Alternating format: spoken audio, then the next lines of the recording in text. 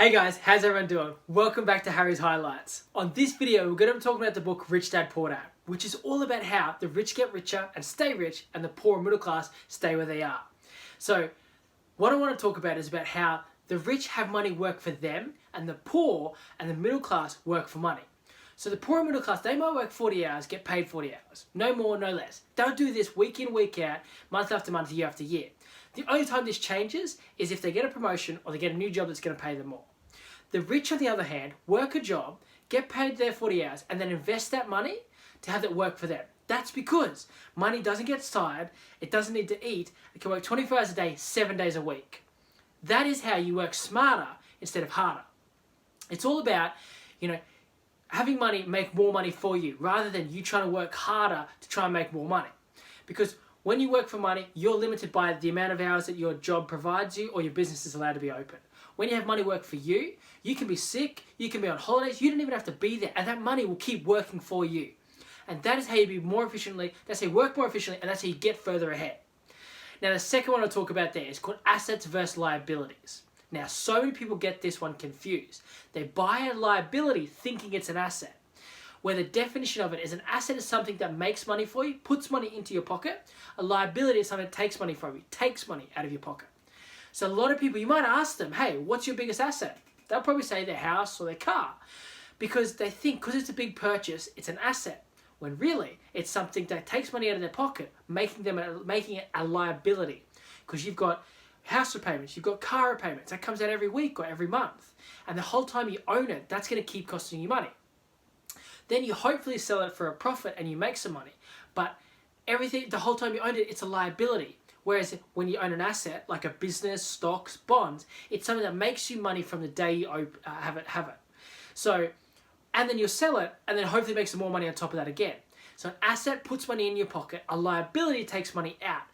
When you can separate the two and understand that the rich buy liabilities knowing that it's a liability, it's a sacrifice, it's a luxury, it's not an asset to increase their net worth.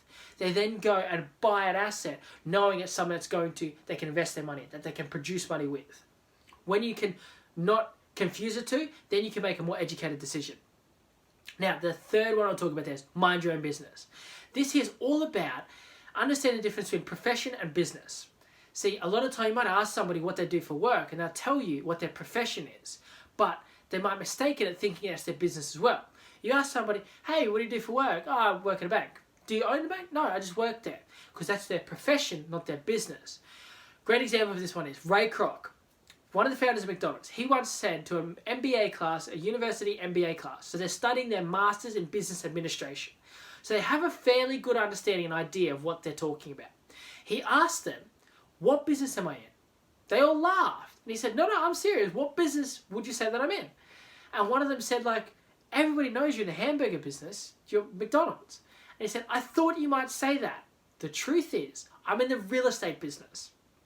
That's because he understood that the real estate that McDonald's, the franchise, sits on top of is almost more important than the product that they sell. That's because you could have the best product in the world with the best service at the best price. But if nobody goes in there, it's useless. That's why McDonald's has some of the busiest intersections in the world, in some of the busiest shopping centers in the world, in some of the busiest places in the world, because they understand that real estate, that traffic, those people coming in is why they make money. So the real estate, the positioning of it is strategically more important than the product that they sell. How many times have you run out of milk knowing that all the shops are closed and the only place you can get it from is a petrol station? And even though it's going to cost more, you still go there based on convenience. So the petrol station has to put a lot of planning into understanding where they're going to be positioned, because even though they're a petrol station, they also sell milk. They understand their profession and their business.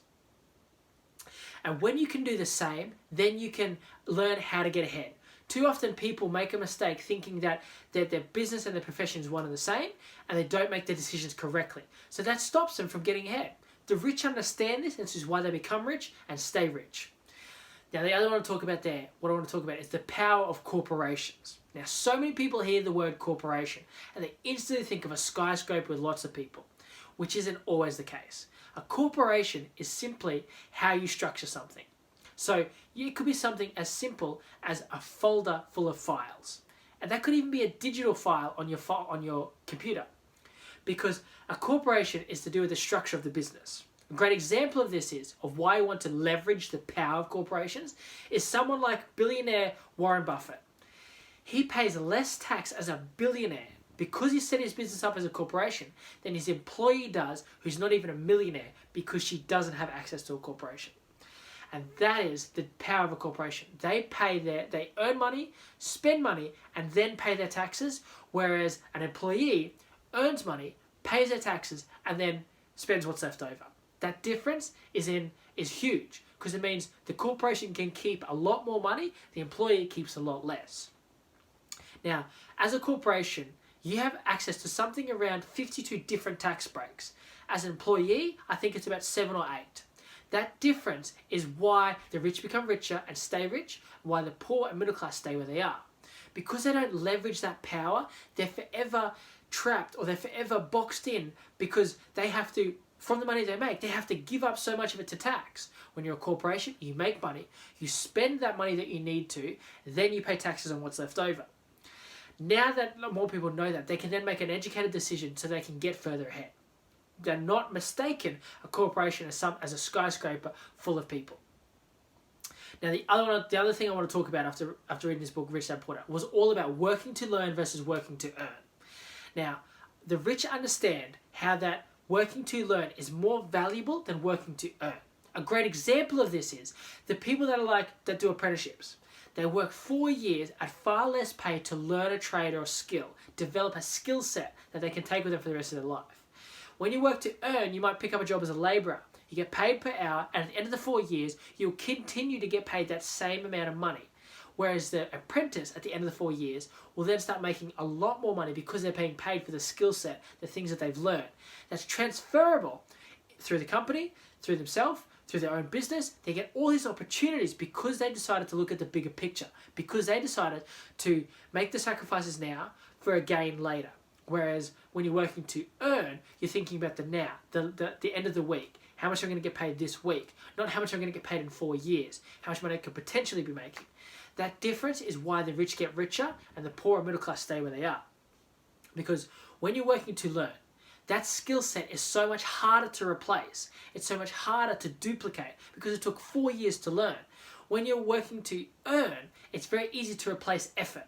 You're just doing a job, working something for a certain amount of time and getting paid based on it. When you work to learn, you have a skill set, you get paid on your knowledge and on your ability to apply that knowledge. That difference is why the rich get richer, because they acquire knowledge and then apply that knowledge to then get paid for it. When you're working to earn, you're basically just putting in your hard work, sweat, and effort. That is replaceable very, very, very, very easily. So, to quickly summarize, we talked about working for money versus money working for you.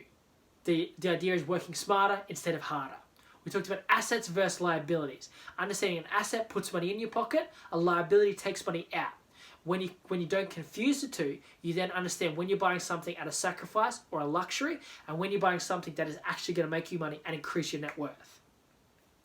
Then we talked about mind your own business. Separating a business and your profession. Understanding the difference so you can utilize that knowledge and make decisions that will get you further ahead in life. Then we talked about the power of corporations, leveraging a system or a structure to give you access to more opportunities, to more tax breaks, so you can keep more money. Therefore, you can get further ahead. You can take it so you can become more successful. And then we talked about working to learn versus working to earn. Understanding the bigger picture versus the smaller picture. Understanding delayed gratification versus instant gratification.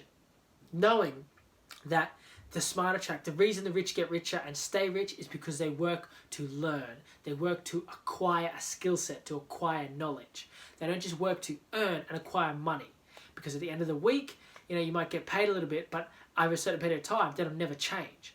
When you've increased your skills, when you've made yourself far harder to replace, that value, that means you then deserve to get paid more. So now, we're going to be making a lot more of these videos for the training series to help you with your personal development goals. I'm really looking forward to talking with you guys in the next video. Until then, bye.